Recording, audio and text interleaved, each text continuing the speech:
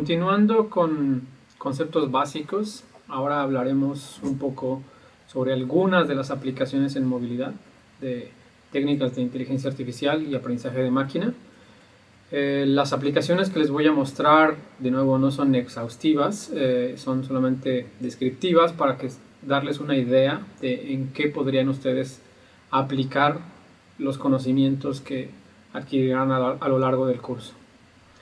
Una de las primeras aplicaciones es en el campo de la visión computacional, ¿sí? Y ahí, si ustedes recuerdan los conceptos que ya hablamos hace un momento, de tareas de aprendizaje supervisado, tareas de clasificación, pues una aplicación directa en cuestiones de movilidad es, por ejemplo, tener sistemas inteligentes o agentes, como también los hemos llamado, que permitan identificar elementos en una imagen, ¿no? O sea, tenemos una imagen que es capturada por alguna cámara y esa imagen después es enviada a un agente, ¿sí?, que va a aplicar alguna técnica de inteligencia artificial o aprendizaje de máquina para identificar qué elementos hay en esa imagen, ¿no? Entonces, concretamente, aplicando una tarea de clasificación, lo que va a hacer es, ok, por ejemplo, esta parte de la imagen corresponde a un carro o no, ¿sí? Entonces la tarea de clasificación sería, por ejemplo, esto que ya identificó ahí, ¿sí?, que procesó, ya lo mandaría a un sistema inteligente. Ese sistema inteligente, en base a los históricos que tiene, los datos históricos que ha venido recolectando, ¿sí?, haría una comparación y diría, ok, este elemento tiene cierta probabilidad de ser un auto o no ser un auto, ¿no? Como en el ejemplo que mencionamos de imágenes de perros, ¿sí? El sistema fue entrenado con una gran cantidad de imágenes de perros, sabe qué características, el modelo identifica qué características son las que podrían ayudar a definir si es un perro o no. Eso es lo que aprende el modelo. Cuando se le presenta una nueva imagen, hace comparación contra esas características y sabe si ahí en esa imagen hay un perro o no hay un perro, ¿no? Lo mismo aplica en este caso. Aquí, obviamente, ya en esta imagen hay más elementos de interés. Eso igual implicaría que se tiene que hacer un preprocesamiento para primero tratar de definir cuáles son los elementos de interés en la imagen y después de esos elementos de interés en la imagen pasarlos a un sistema en el que ya se pueda hacer una clasificación y decir, esto tiene probabilidad de ser un auto, este otro elemento tiene la posibilidad de ser una bicicleta, esto tiene posibilidad de ser una persona, esto tiene cierta posibilidad de ser una señal de tráfico, o en este caso un semáforo, ¿sí? Entonces empezar a hacer ese tipo de clasificación. Y de nuevo, sería resolver un problema de aprendizaje supervisado, empleando datos históricos que ya se le han proporcionado al sistema, con los cuales aprende y el desempeño idealmente con el tiempo va a mejorar. Entonces esa es una de las aplicaciones en las que se puede emplear lo que ustedes verán, ¿no?, de ideas de clasificación para visión computacional. Otro ejemplo puede ser en el área de procesamiento del lenguaje natural, ¿no?, para mejorar la interacción entre los humanos y los vehículos. Como parte de los conceptos básicos, hablamos de que hay una disciplina que se conoce como Human Computer Interaction. Sin embargo, en el mundo del transporte y de la movilidad está surgiendo también una subdisciplina que tiene que ver con Human Vehicle Interaction, ¿sí?, que es ahí donde entra ideas de cómo mejorar la interacción entre los vehículos y las personas, o los humanos, que son finalmente los que los operan. Y ahí, bueno, hay ciertos elementos que se tienen que considerar. Obviamente hay un elemento que tiene que ver con procesamiento de señales, hacer un procesamiento de lo que está recopilando un auto a través de sus sensores de audio, ¿sí?, y de comandos que le dan las personas.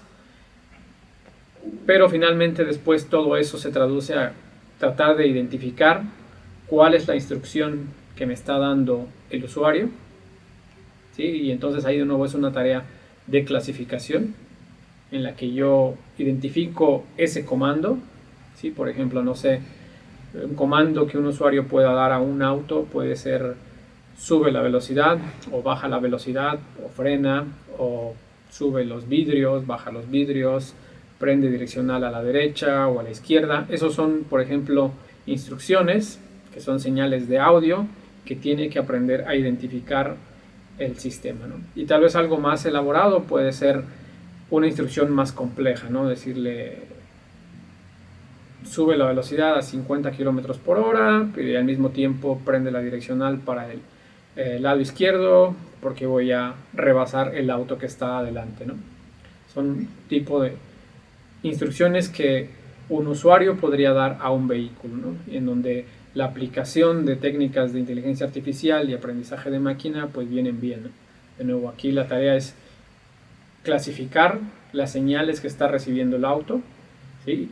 Clasificar en el sentido de quiero identificar cuál es la instrucción que el usuario está dando al auto y con eso pues tal vez el auto tomar acciones. Entonces en esta área de procesamiento de lenguaje natural caben muy bien las técnicas que vamos a ver. Otra aplicación de técnicas de inteligencia artificial y de aprendizaje de máquina tiene que ver con, por ejemplo, en redes de transporte, tareas de mantenimiento predictivo, ¿no?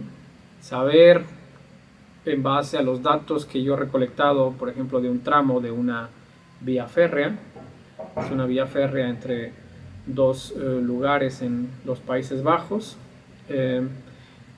Yo puedo tener sensores que estén recolectando datos de uso de esta vía férrea, ¿sí? Y esos serían mis datos históricos de cómo ha sido el uso y, por ejemplo, el desgaste de esos elementos en esa vía férrea. Y en base a esos datos, que de nuevo serían datos históricos que yo he recolectado, pues yo tratar de predecir qué zonas son las que van a experimentar mayor desgaste en el próximo mes, en el próximo ciclo, temporada o en el próximo año, ¿no? Y tratar de decir, ok, esas zonas son las que van a experimentar mayor desgaste, entonces por lo tanto hay que irles a hacer un mantenimiento predictivo, ¿no? Ir a cambiar algunos de los tramos o, no sé, hacer algunas de las mejoras. Y para ese tipo de cosas, de nuevo, las técnicas que vamos a ver pues van bastante bien, ¿no? Yo tengo datos históricos que voy a usar para entrenar un modelo y ese modelo me va a dar un valor, ¿no? Por ejemplo, aquí sería una tarea de regresión, ¿sí? Yo tengo datos históricos, mediciones de, por ejemplo, el uso de este segmento, el nivel de desgaste que lleva hasta ese momento, la cantidad de vehículos que pasan por ese segmento. Y yo sé que a lo mejor por ahora no hay necesidad de mantenerlo, ¿no? Y yo podría tener un valor de cuál es el desgaste que ha tenido ese segmento, ¿vale? Pero yo conforme voy recolectando más datos, lo que puedo hacer es usar esos datos para tratar de predecir cuál va a ser el desgaste que va a experimentar ese segmento en el próximo mes, ¿no? Y si es un desgaste que está por debajo de un cierto valor que yo quiera considerar, pues entonces eso me daría indicación de que ese segmento debería de ser considerado para un mantenimiento a corto plazo, ¿vale? Otra aplicación de las técnicas que vamos a estar viendo, y esto tal vez tiene más relación con técnicas de aprendizaje no supervisado, puede ser tratar de modelar el tráfico, ¿no? O la demanda de tráfico que va a existir en una ciudad, ¿no? Y aquí en este ejemplo se han identificado distintos grupos, ¿no? De comportamiento del tráfico a lo largo de un día, ¿sí? En las primeras horas de la mañana, a lo largo de las horas laborales y así al final del día, ¿no? Entonces lo que se ha hecho es recolectar datos, que de nuevo lo pueden ver que esto sería un ejemplo de algo no supervisado. Yo solamente he recolectado datos de cuál es la demanda de vehículos, la ocupación de los vehículos en los segmentos de transporte, y ese comportamiento yo nada más sé que está ahí, no sé exactamente a qué pertenezca, pero yo con base a eso puedo intentar ver si hay ciertos comportamientos que se parecen más a ciertos grupos o a otros, ¿no? Entonces, por ejemplo, aquí podemos ver esta línea sólida azul, que es un comportamiento que uno espera durante las vacaciones, ¿sí? La cantidad de autos que hay en ese tramo de transporte en un día de vacaciones, y cómo cambia eso, por ejemplo, después cuando uno regresa un día después de las vacaciones, 2 días después de las vacaciones o 3 días después de las vacaciones, ¿no? Que claramente cuando ya no estamos en vacaciones, pues hay más autos en estos tramos, en estas primeras horas del día, ¿no? Y después baja un poco, todo el mundo va a trabajar, ya está en sus oficinas, no hay tantos autos tal vez afuera, pero cuando tienen que comenzar a regresar a sus hogares, pues sube igual la demanda de tráfico y empieza a bajar como baja hacia el final del día, ¿no? Entonces, esta puede ser igual una aplicación de las técnicas que vamos a ver, ¿no? Tratar de encontrar ese tipo de estructura en los datos. Las técnicas que vamos a ver también pueden ayudar a facilitar la penetración, por ejemplo, de opciones bajas en emisiones de CO2, ¿no? Y eso puede contribuir, por ejemplo, a adaptación o mitigación del cambio climático, ¿sí? Tratamos de que los sistemas de transporte, la infraestructura que está ahí, comience poco a poco a adaptarse a las condiciones de cambio climático. Ahora vamos a ilustrar entonces cómo crear un árbol de decisión utilizando esta métrica. Vamos a comenzar utilizando las funcionalidades para importar las librerías que necesitaremos. Algo importante también es esta ilustración, la vamos a hacer ahora con otro conjunto de datos, uno un poquito más retador, que es el conjunto de datos de vinos, que ya ustedes igual han usado en otros ejercicios. Entonces vamos a importar nuestras librerías, que en este caso ya todas las conocen. Voy a importar las librerías y después voy a cargar mis datos, ¿sí? Voy a definir una variable en una semilla aleatoria. Voy a importar mis datos del dataset de vinos en una variable X y una variable Y. Y también me voy a traer de una vez los nombres de las características de esas mediciones en el dataset de los vinos.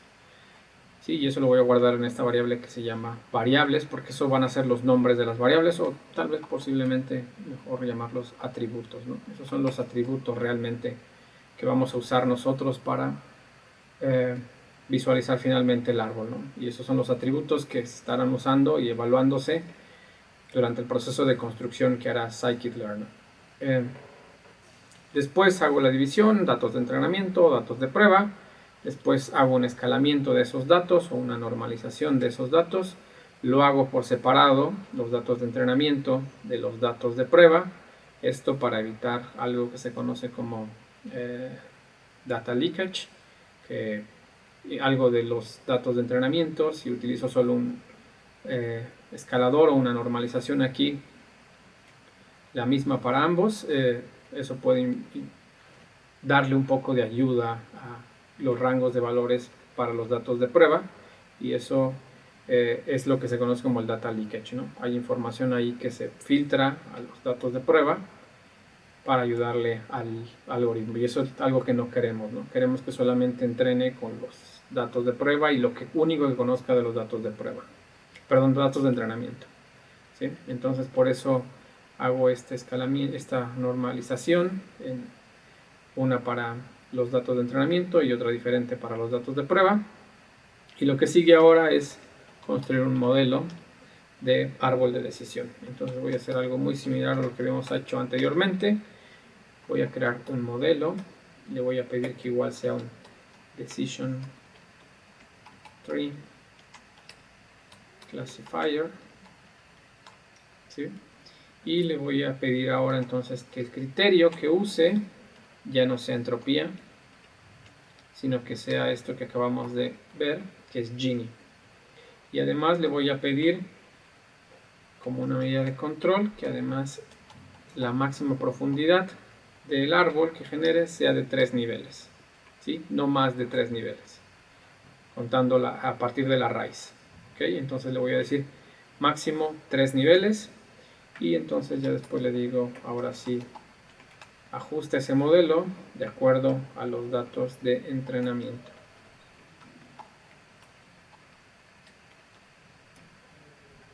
y entonces ejecuto esto y aquí ya tengo creado yo mi modelo de árbol de decisión a partir de esos datos. De nuevo, lo primero que puedo hacer es visualizar si efectivamente el árbol que tengo ahí tiene sentido con los datos que yo le estoy presentando para entrenar, y le voy a decir ok, exportame este modelo, imprímemelo primero como texto, ¿no? Le digo eso y aquí está ya mi árbol, ¿sí? De nuevo, ahorita las características o los atributos están solamente numeradas, ¿sí? De los distintos cantidad de atributos que puede haber, y se dan cuenta aquí está considerando solamente 1, 2, 3, 4 características, ¿no? De las 13 características que tiene el dataset de vinos, al final el modelo, este algoritmo encontró que solamente son 4 las necesarias para poder tomar una decisión, ¿vale? Entonces ahora le voy a pedir que me ponga los nombres de esas características, y eso ya le dijimos que iban a ser lo que definimos como una variable arriba, que es la variable de atributos, ¿sí? Y ahora sí me está mostrando, por ejemplo, cuáles son los atributos que yo debo de considerar para saber de qué clase es el vino.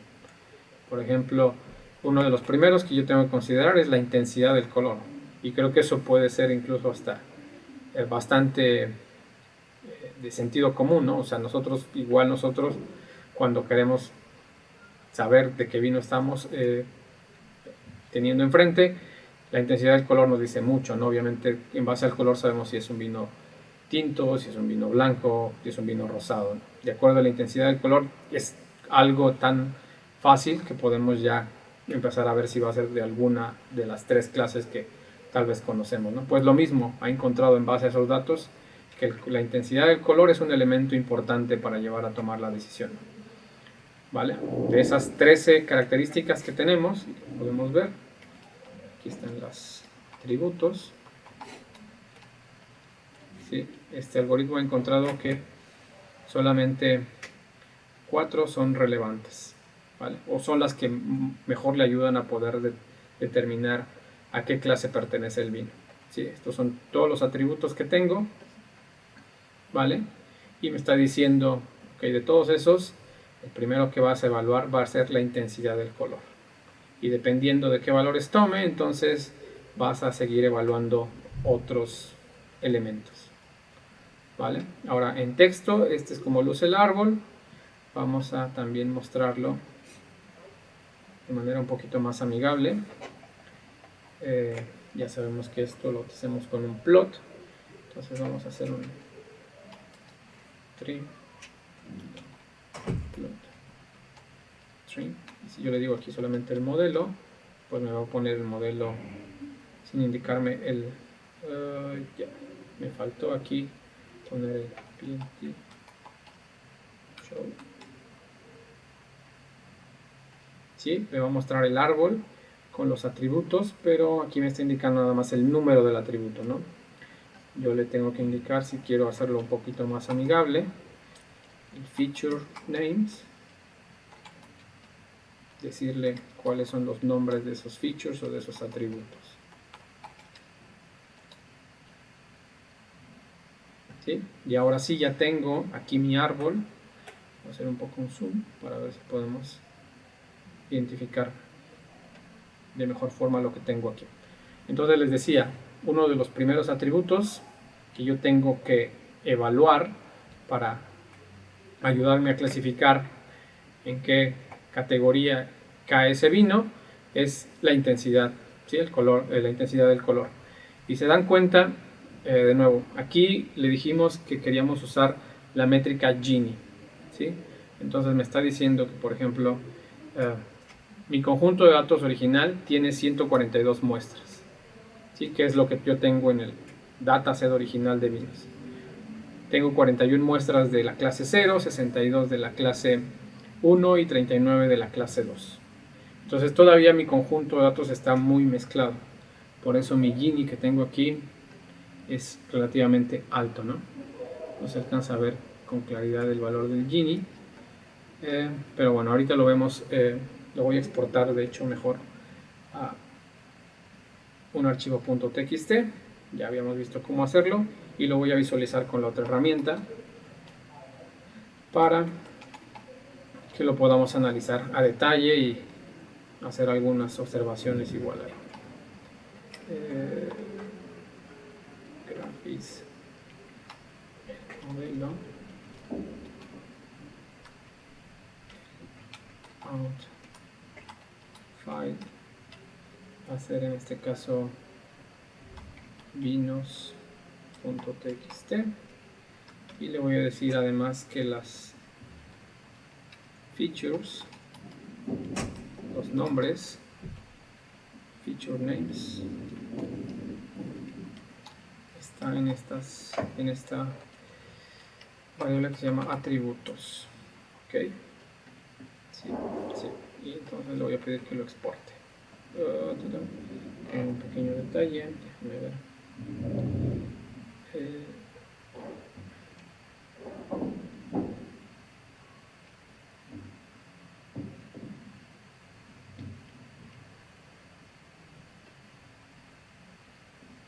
Está aquí el detallito, es graph is, ya. Ok, esto ya me genera un archivo .txt que se llama vinos.txt y es el que voy a usar ahora para visualizar el árbol con la otra herramienta. Guardamos ahí para pasarme la otra. Redes neuronales que son un poco más elaboradas. A lo largo del curso también el código que yo estaré explicando aquí para ilustrar el funcionamiento de los modelos se va a compartir en su momento en un repositorio en GitHub al que van a tener acceso y donde van a poder estar consultando el material que estaremos discutiendo aquí durante el curso. Finalmente, material que ustedes pueden consultar en línea de manera gratuita y que creo que puede ayudarles a reforzar los distintos temas que vamos a estar nosotros presentando acá y discutiendo y analizando. Lo que les traigo aquí mayormente son libros que se encuentran en línea de manera gratuita, que uno accede a estos enlaces y los puede ir ahí a obtener, ¿no? Regularmente, sobre todo para estos dos tipos de material, se tienen ahí la liga, accede a la liga y puede descargar el PDF en donde viene el contenido así tal cual como si tuviera el libro original, ¿no? Entonces estos dos son dos muy buenas fuentes, mayormente en cuestiones de aprendizaje de máquina en general y este otro mayormente enfocado en el desarrollo, en el diseño de redes neuronales artificiales. Un último elemento que puede ser bueno, sobre todo de nuevo para reforzar los conceptos que estaremos viendo a lo largo del curso, es el libro de Deep Learning, que lo pueden consultar directamente en esta liga y ahí, bueno, pueden acceder al contenido capítulo por capítulo y enfocarse en algunos de los elementos que más le llamen la atención o con los cuales quieran reforzar algunos de los contenidos. Y bueno, con esto concluye la primera parte de este curso, que es este primer módulo acerca de conceptos básicos.